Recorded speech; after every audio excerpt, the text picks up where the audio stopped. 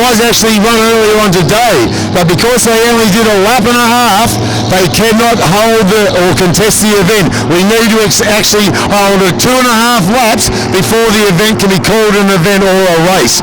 So that's why they are rerunning the event. Nathan Barry in the real culprit actually was already awarded the trophy, poor boy, but at the end of the day, it had to be rerun again because we didn't have enough laps under the belt to constitute a race. Now this will be a race. So look, this could be the Commodore's Cup, even this one. But look, at the end of the day, we've got some pretty powerful boats here. We've got the real culprit out there. We've got one of the top Formula One boats here.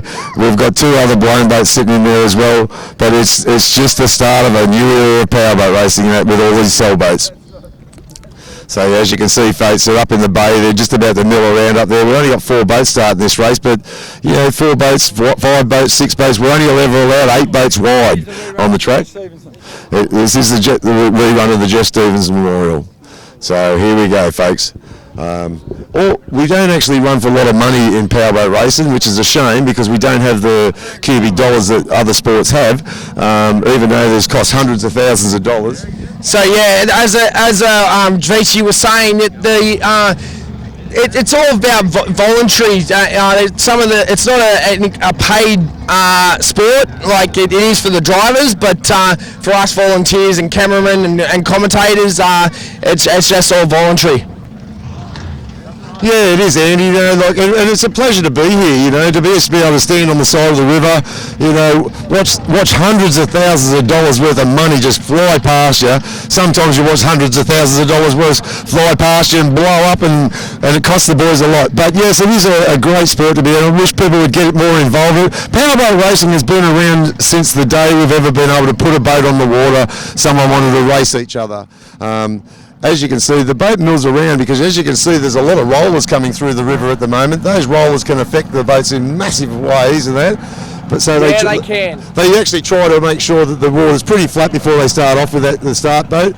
As you can see now, the white flag's up, so we're ready to race.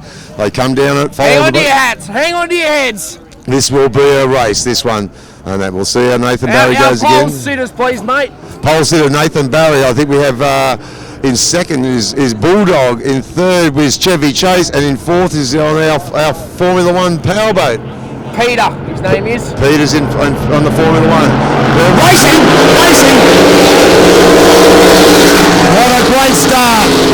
All very even at the moment. Very, very even to the first turn. They've got to hold their line on the first turn. They cannot come in and change lines. They must hold their line on the first turn. Looks like Nathan Barry's got around there first. And that Chevy Chase is out wide. Yes, they're under the power. You can hear them putting that power down. You must be doing about 140, 150 mile an hour at that back straightaway.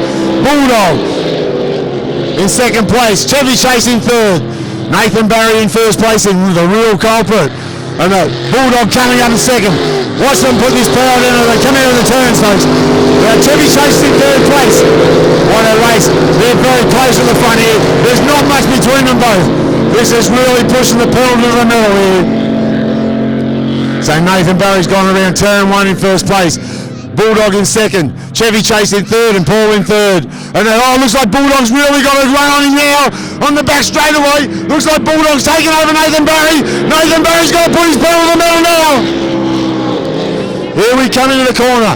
Nathan's got holding the inside lane. He's got a tight line on him. Bulldog's trying hard. They're putting the pedal to the metal, folks. This is racing. So we have Chevy Chase still coming around turn 4. Yes, what a sight to see in that racing craft. It was actually built by Bobby Thurgood, that boat, Chevy Chase, many years ago. They're coming out of turn 1. Bulldog, Nathan.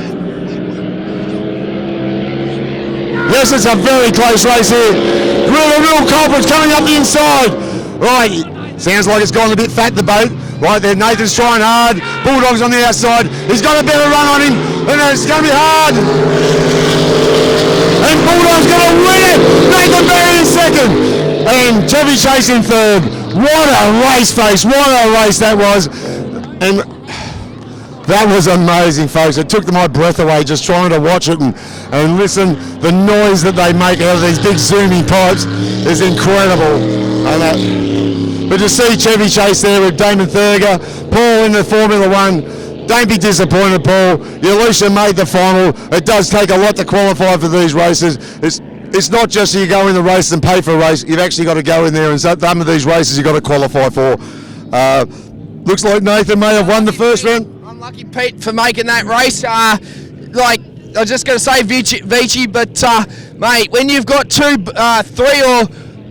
blown boats and a Formula One Powerboat Grand Prix one, mate, it's pretty hard to catch after them.